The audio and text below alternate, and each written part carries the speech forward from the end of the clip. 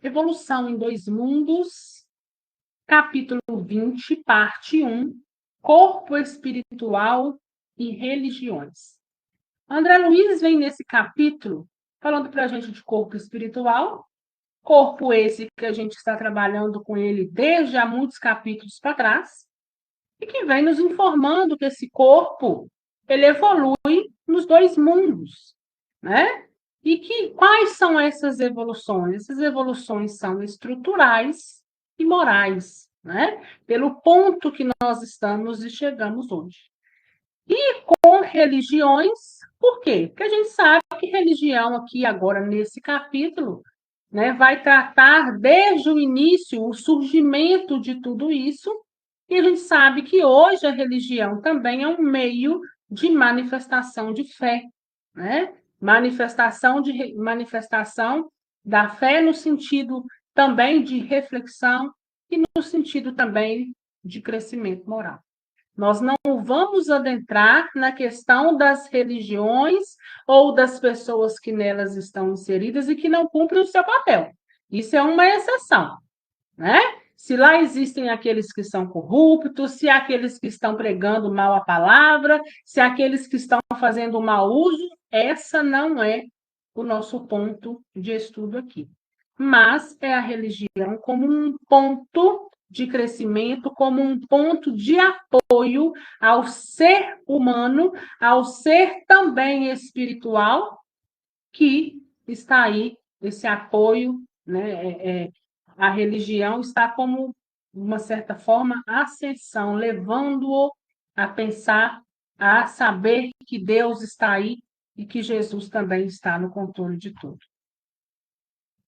O primeiro subtítulo ele vem falando sobre responsabilidade e consciência, né? Essa consciência que nós vamos adquirindo ao longo do tempo, ao longo dessa nossa caminhada, né? Essa consciência de saber onde eu vou, de que forma vou, com quem eu vou, qual será a minha conduta a partir da consciência que eu tenho e a partir dessa consciência a responsabilidade que eu tenho em detrimento dos meus atos, em detrimento dessa consciência, em detrimento dessas minhas escolhas. E ele começa dizendo que, à medida que a responsabilidade se lhe apossou do espírito, iluminou-se a consciência do homem. Então, a partir do momento que o espírito evolui no sentido de responsabilidade, ele reconheceu que precisa ter essa responsabilidade, ela também se iluminou na consciência do homem, né? Então, a gente sabe que a evolução se dá aqui, se dá no mundo espiritual.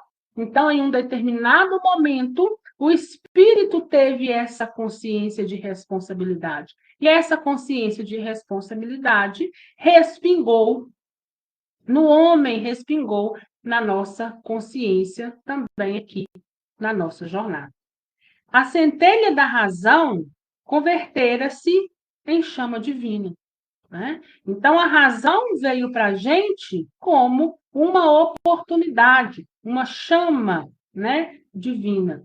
Porque quando a gente usa o raciocínio, quando a gente usa a razão, a gente consegue distinguir muitas coisas que estão aí em nossa volta. A inteligência humana entendeu a grandeza do universo e compreendeu a própria humildade, reconhecendo em suas entranhas a ideia inalienável de Deus. Então, a gente passou a ter consciência, dessa consciência nós passamos a ter responsabilidade e nós compreendemos a grandeza do universo e entendemos a nossa pequenez em relação a tudo que está na nossa volta, a tudo que nos cerca, né? Por isso que ele vem falando que nós compreendemos a nossa própria humildade, né? E que Deus, essa ideia aí de Deus, Deus é um ser intransferível, inalienável, né? É um ser único, intocável. Conduzindo-se então de modo racional, experimentou profundas transformações.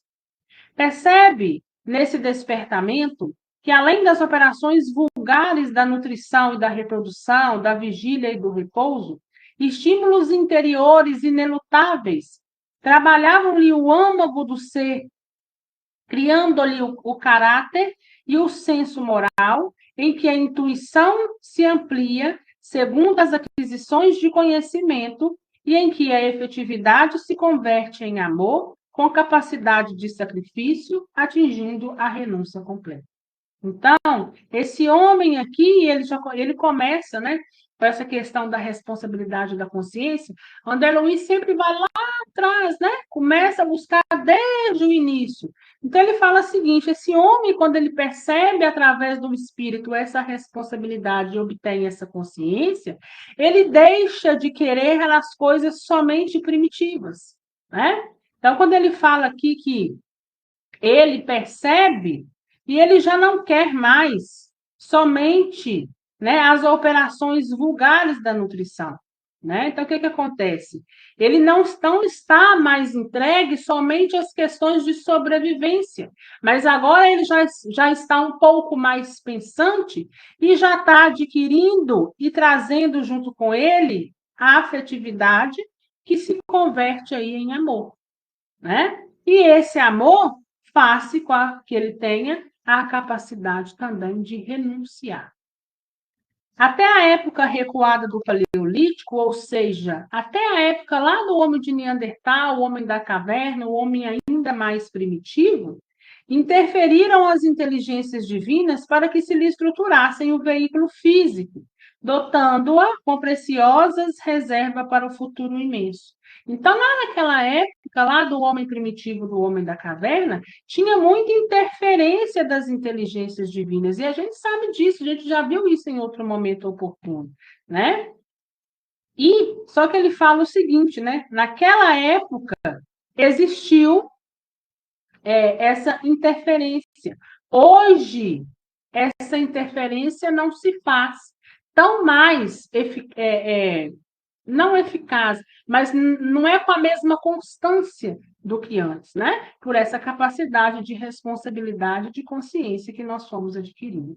Envolvendo-a na luz da responsabilidade, conferiam-lhe o dever de conservar e aprimorar o patrimônio recebido e, investindo-a na riqueza do pensamento contínuo, entregaram-lhe a obrigação de atender ao aperfeiçoamento do seu corpo espiritual.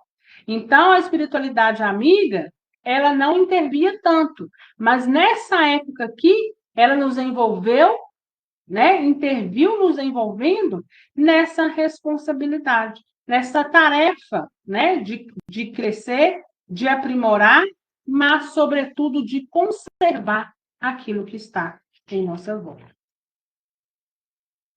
Aceitar-se-á razoavelmente que até semelhante fase os tremendos conflitos da natureza, em que se mesclavam a violência e a brutalidade, foram debitados à conta da evolução necessária para a discriminação de indivíduos e agrupamento de espécies e raças. Né? Então, se a partir de agora nós já temos capacidade plena, nós então adquirimos para nós responsabilidades. O próximo subtítulo, André vem dizendo sobre atividade religiosa. Como que iniciou, né?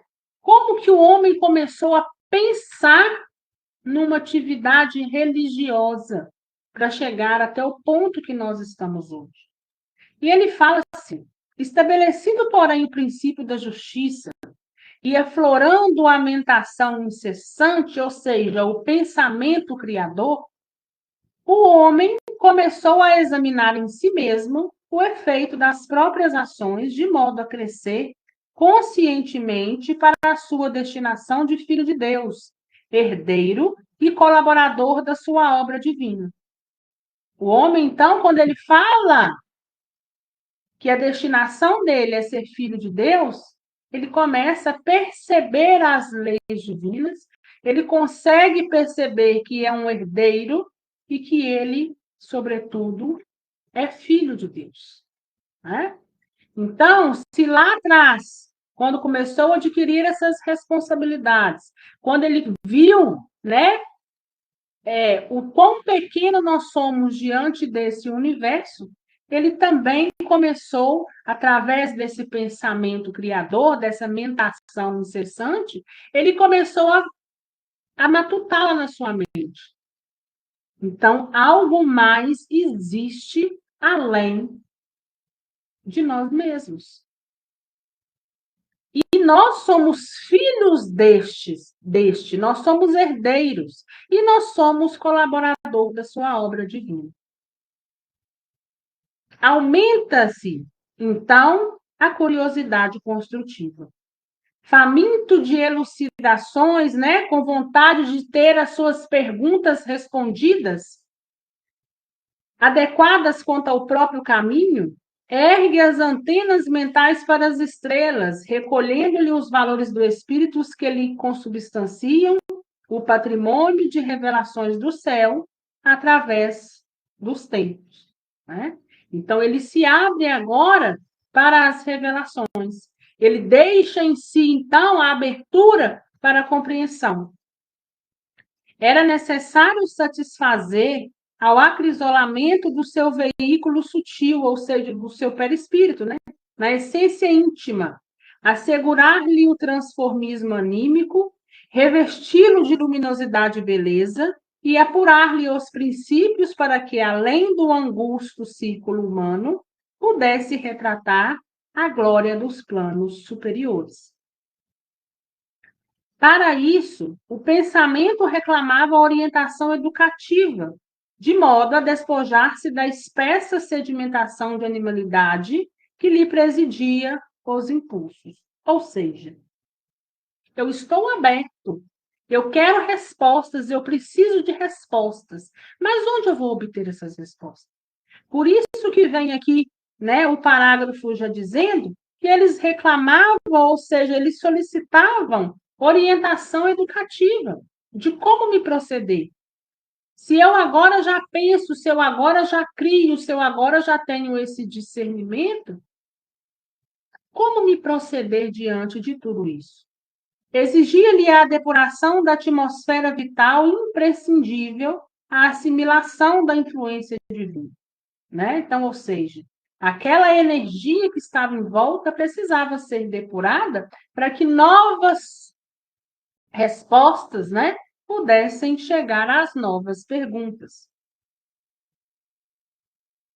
E a atividade religiosa nasceu por Instituto Mundial da Higiene da Alma, traçando ao homem diretrizes à nutrição psíquica, de vez que pela própria perspiração exterioriza os produtos que elabora na usina mental, em forma de eflúvios eletromagnéticos, nos quais se corporificam em movimentos reflexos dominantes, influenciando o ambiente e sendo por ele influenciado.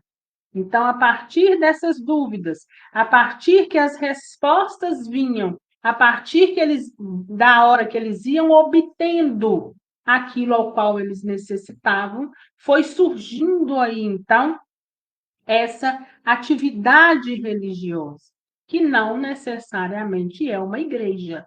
É uma atividade religiosa, ou seja, eu sei da existência dessa energia, eu sei que eu faço parte dessa energia e eu preciso e desejo entender tudo isso que me cerca. Não necessariamente sendo a fundação de uma igreja, de um templo, etc.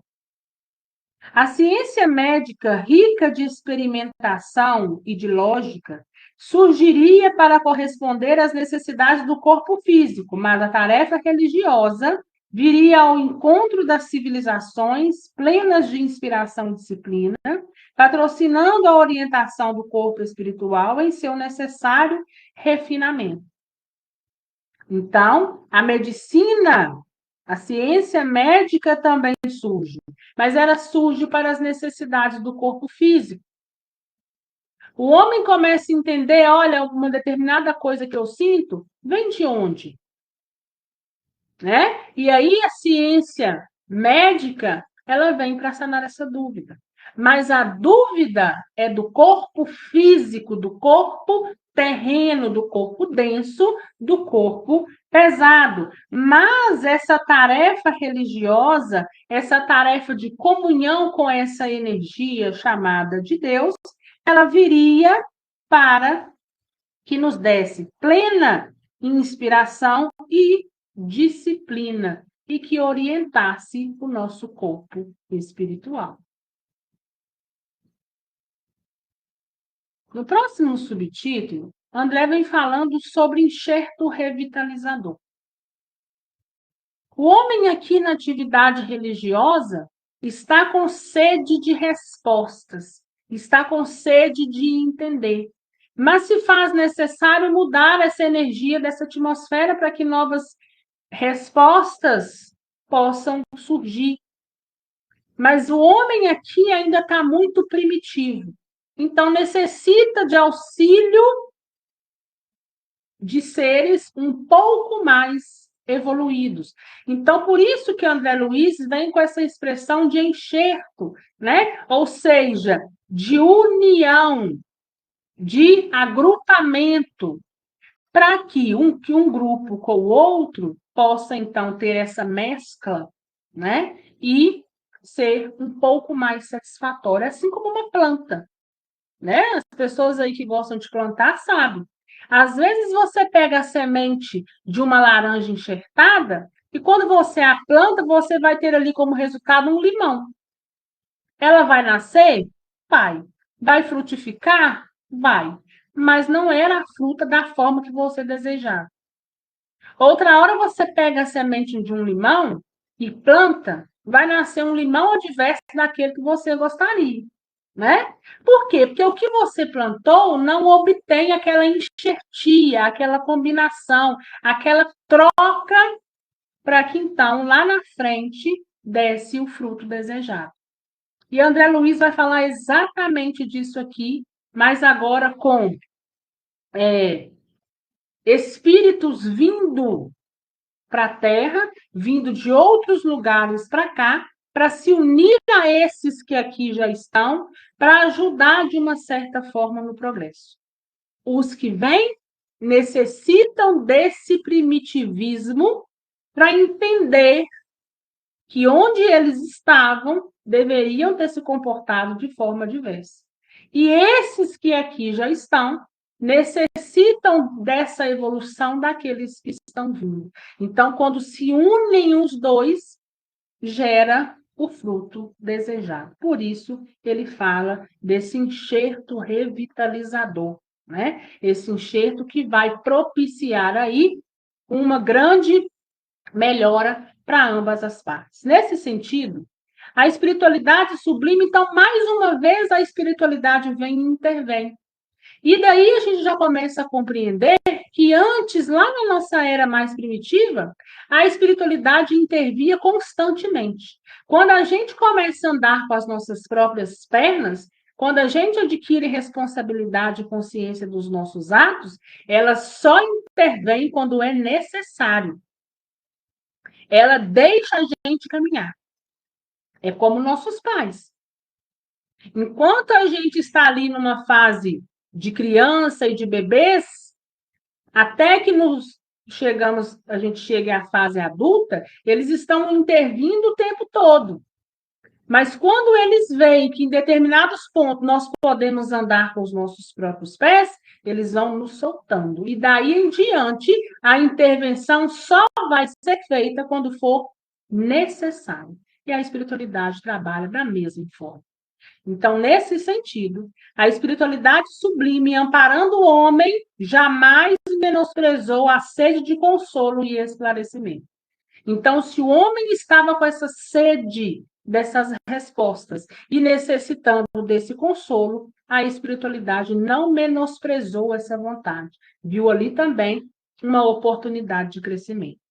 Quanto mais angustiosos se lhe esboçavam os problemas da dor com a guerra íntima entre a razão e a animalidade, grandes massas de espíritos ilustrados, ou seja, de espíritos mais instruídos, mas, porém, decaídos de outro sistema cósmico, renasceu no tronco genealógico das tribos terrestres como enxerto revitalizador, embora isso representasse para eles amarga penitência expiatória.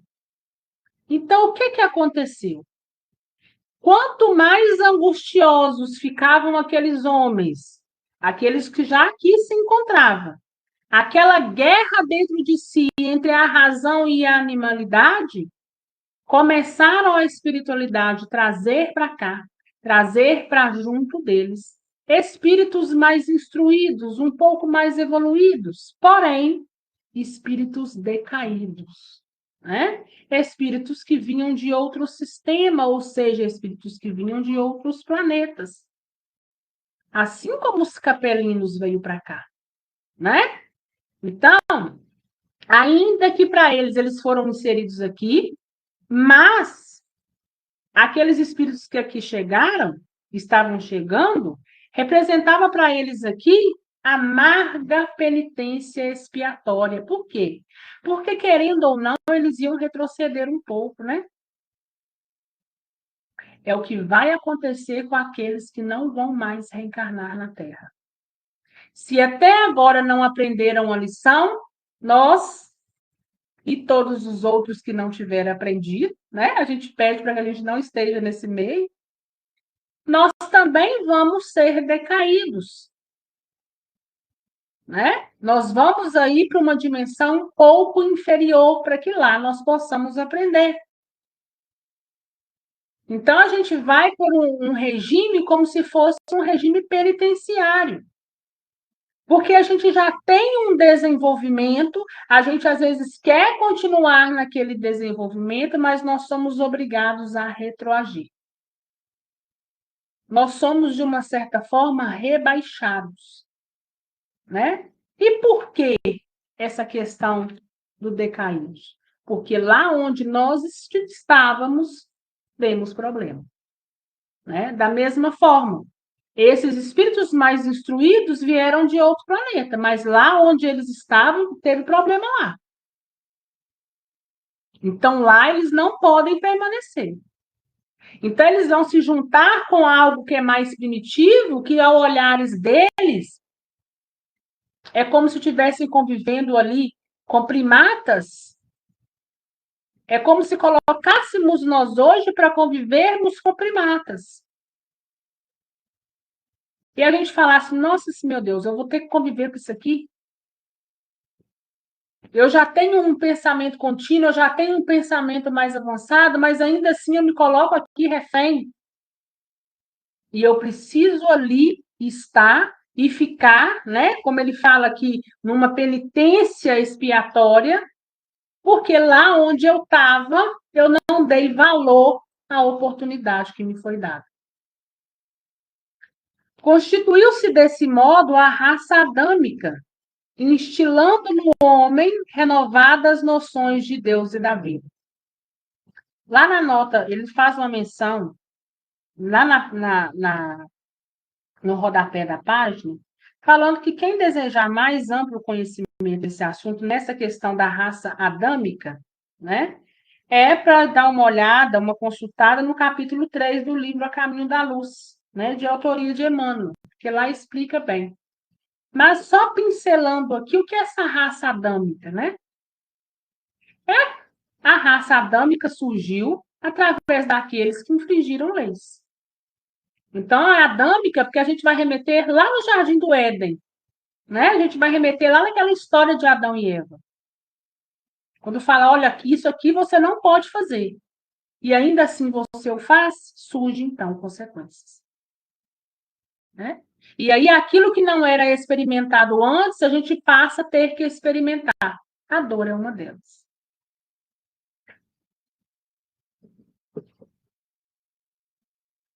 Levantam-se organizações religiosas primordiais. Então, ou seja, eles já vêm trazendo com eles, na estrutura espiritual deles, talvez até no automatismo, eles já faziam isso em outro planeta, e eles vêm trazendo para cá. E o outro que ainda não sabe, começa a observar e fala, opa, vou seguir também, porque era a resposta que eu estava precisando. Ainda que muitas das vezes equivocada, mas eles foram inserindo essas organizações. Povos nômades, né? Aqueles povos que não paravam em canto nenhum, cada hora em um lugar, cada vez se desgastando um pouco mais. e agrupamentos escravizados ao solo por extremado gregarismo adotaram as mais estranhas formas de fé a se emoldurarem por barbárie natural através de intercâmbio fragmentário com o plano extrafísico. E aí se equivocaram de todo modo. Criaram essas organizações religiosas, criaram seitas, usaram de formas negativas, né? Fizeram uma verdadeira bagunça no final de tudo. Mas, ainda assim, era necessário para a evolução. Os espíritos exilados, presos à rede de formação primitiva em que se lhes tecia o cárcere no carro biológico, ainda profundamente primitivista, muitas vezes revoltados e endurecidos, aliviavam-se às tabas selvagens em cultos sanguinários e indescritíveis, desvairando-se nos mais aviltantes espetáculos de crueldade em nome dos deuses, com que fantasiavam as entidades inferiores dos seus convívios domésticos. Eles já estavam acostumados com uma estrutura, eles já estavam acostumados com um tipo de vida. E agora eles se veem em cárcere, né? Desse corpo físico biológico primitivo. E eles fazem o quê? Se revoltam. E por isso criam essas seitas, criam esses sacrifícios, não só de animais, mas de crianças, de mulheres, né? Como forma de aliviar aquele sentimento que eles tinham ali de revolta por estar nessa determinada condição. Alguns deles, no entanto, movidos de compulsão, entraram em fervoroso arrependimento das culpas contraídas no mundo, aprimorando de que provinham, e não obstante os embaraços que lhe antepunham os sonhos de recuperação, começaram instintivamente a formar núcleos isolados para o cultivo de meditações superiores em sagrados tentames de elevação. Então, ou seja, quando começou todas essas atrocidades e elas foram se perfazendo, um grupo se arrependeu e disse: olha, não é dessa forma. Esse grupo se arrepende e ele começa a cultivar entre eles meditações superiores na tentativa de elevação. E essa tentativa de elevação era para quê? Porque lá no fundo eles desejavam retornar à sua origem.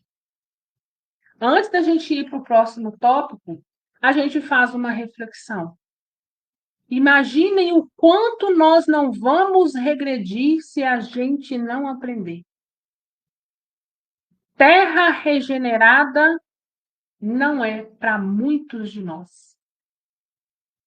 Que Deus tenha misericórdia de nós, que nós possamos ter o discernimento, que nós possamos fazer as nossas reflexões, que nós possamos entender e que nós possamos trazer para nós as responsabilidades dos nossos atos, que implica somente a nós. Porque nós não vamos em grupos para o outro lado. Nós vamos individualmente.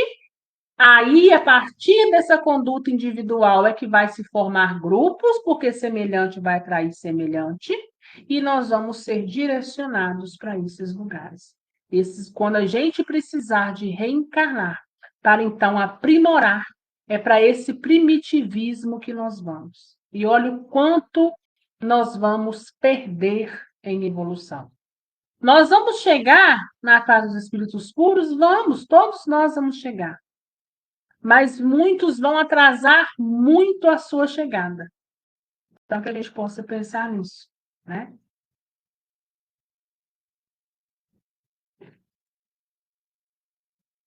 E a partir dessas meditações, ele começa a dizer para nós sobre as religiões egipcianas. Começa assim. Depois de longos e porfiados milênios de luta espiritual, surgem no mundo como grupos por eles organizados a China pré-histórica, né? A China ancestral e a Índia védica, o Antigo Egito, e civilizações outras que se perderam no abismo das eras, nos quais a religião assume aspecto enobrecido como ciência moral de aperfeiçoamento, para a mais alta ascensão da mente humana à consciência cósmica. Dentre todos, desempenha o Egito missão especial, organizando escolas de iniciação mais profunda. Então, a gente já sabe a partir daqui que, logo depois desse equívoco e desse arrependimento, o Egito é a mais avançada, a mais evoluída nessa questão de religião, lá naqueles tempos. Em obediência aos requisitos da crença popular, herdeira intransigente das fixações mitológicas, mantém o sacerdócio, cultos diversos a deuses vários, nas manifestações esotéricas dos templos descerrados ao povo. Então, o que acontece? Eles ali, o Egito, né, a gente sabe que eles tinham Deus para tudo, né? É para o fogo, é para o vento. Eles falam aqui que eles tinham deuses como convicção vulgar de cada coisa, né?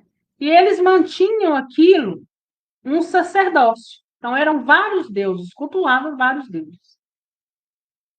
O lar e a escola, a agricultura e o comércio, as indústrias e as artes possuem gênios especiais que os presidem, em nome da convicção vulgar, mas, na intimidade do santuário, o monoteísmo dirige a implantação da fé.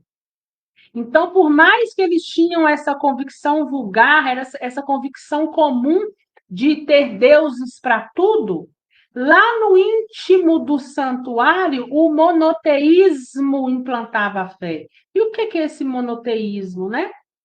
É a crença em um só Deus. Eles começam a enxergar que não tem um Deus para tudo, mas tem um só Deus. Mas ainda está lá no íntimo, né? Lá no íntimo do santuário. Ainda o pessoal que está para fora daquele santuário ainda não tem essa convicção. A unidade de Deus é o alicerce de toda a religião egipciana em sua feição superior. Para ela, os atributos divinos são a vontade sábia e poderosa, a liberdade, a grandeza, a magnanimidade incansável, o amor infinito e a imortalidade. Em síntese, acredita que Deus criou os seus próprios membros, que são os deuses conhecidos. Cada um desses deuses secundários pode ser tomados como sendo análogo ao Deus único, e cada um deles pode formar um tipo novo, do qual se irradiam, por sua vez, e pelo mesmo processo, outros tipos de deuses inferiores. Então, eles acreditavam que existia um Deus único, mas existia vários deuses análogos a eles, ou seja, mais ou menos iguais, que Deus criava pequenos deuses para, de uma certa forma, ajudá-los ali. Né?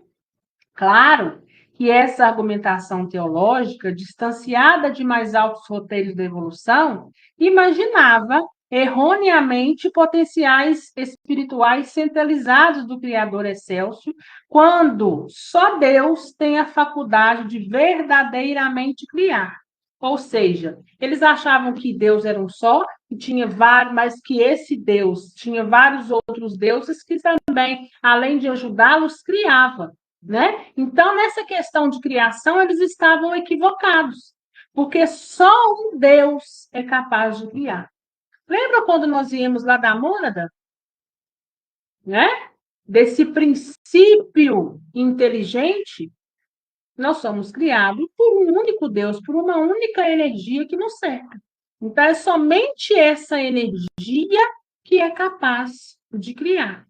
Né? Embora a gente sabe que Jesus tem aí um exército junto dele, que essa energia chamada Deus está no comando, mas quem cria é somente um Deus. Né? Então, é um Deus para todas, né, as religiões, vamos dizer assim. Cada um é que tem um entendimento adverso da outra. Mas o conceito expresso em sentido amplo a solidariedade constante e inevitável que existe em todas as vidas de que se constitui a família do Supremo Senhor do Universo. Então, ele fala o seguinte: olha, embora eles estejam equivocados nessa questão da criação, mas eles, no sentido amplo, eles estão certos quanto à questão da solidariedade constante, né? É inevitável que exista essa solidariedade em todas as vidas, né? E que todas essas vidas, toda essa solidariedade, ela faz parte da família do Supremo Senhor em todo o universo, né? Então, nós vamos parando por aqui e eu espero que até aqui vocês tenham entendido. André Luiz vem nos contando como se fosse histórico mesmo, né? O surgimento de cada ponto, ponto por ponto. E a gente vai conseguindo, então, ampliar esse nosso pensamento um pouco, né? E saber a origem de tudo que a gente vive nos tempos atuais, de todas as atrocidades que foram vividas lá atrás e o porquê desses acontecimentos, né? Essa questão dessa enxertia, ela é muito interessante. Ela nos explica muita coisa, né? Então, espero que vocês tenham entendido e eu espero também que, se vocês têm alguma dúvida, vocês possam dizer para que a gente possa, então, esclarecer.